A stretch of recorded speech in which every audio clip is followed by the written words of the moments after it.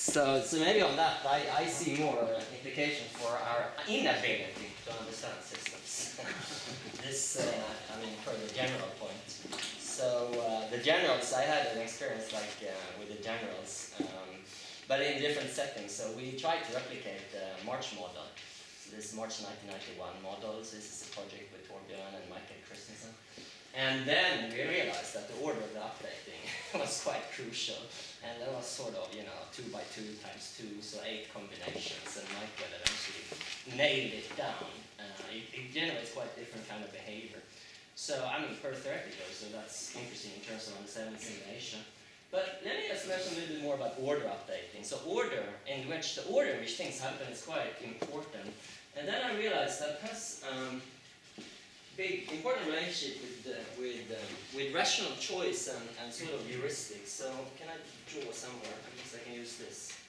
So a rational decision maker is someone who has a preferences and suppose you're choosing between alternatives A, B, and C. Okay.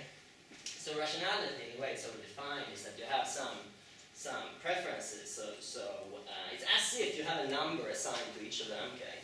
Now, if you have a number assigned to each of them and you choose the alternative with the highest number assigned to it, then it's order independent. Okay, in the following sense. Suppose I start by comparing A to B. Okay, and if the numbers are like this, 5, 3, 2. If I start comparing A to B, then I will get A. Okay, and then I compare A versus C, and then I will get A. Okay. And it's, whatever order I do, I will end up with A here, okay?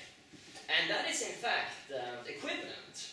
So there's an article by Plot in Econometric 73 that this path independence is equivalent, or almost equivalent, means some other technical things, to maximization, to rationality. So it's another way of defining it. But a bunch of interesting heuristics have a different kind of behavior.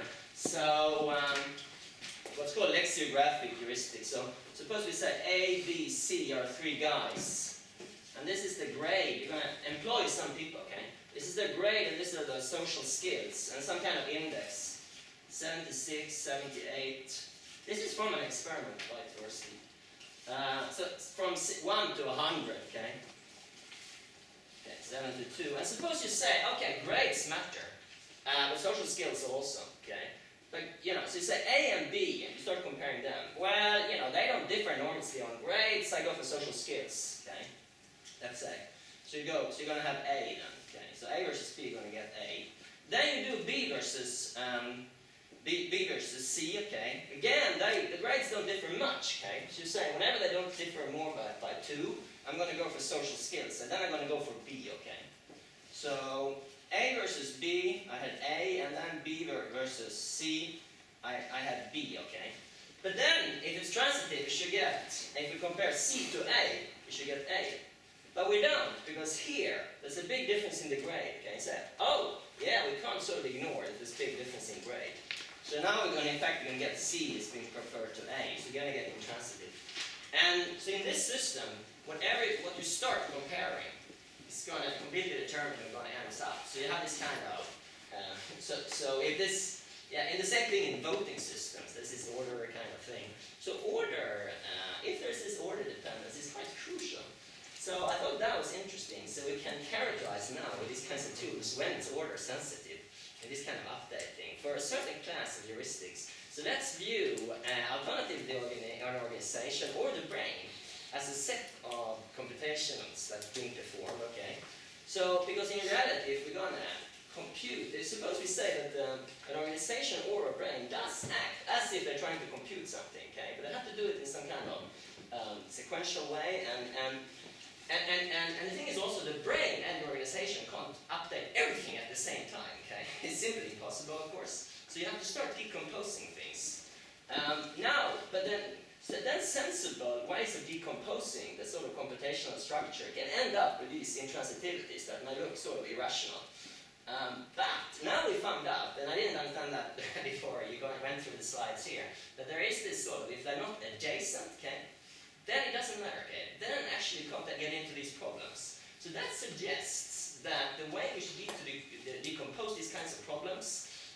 this adjacency and in this sort of more abstract map of the updating, that could give us a lot of information about what kind of heuristics would be sensitive to this, and what types, I guess, different.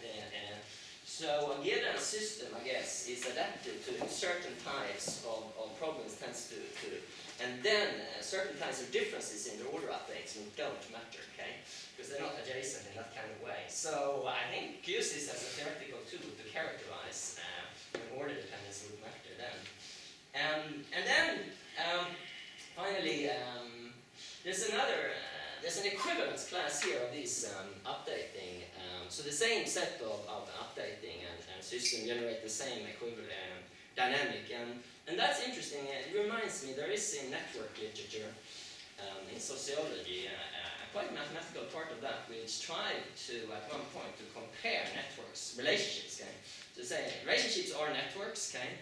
Are represented by networks, and they're trying to say, so combinations of relations, which can be represented in a sort of multiplication table, we want to compare that, okay?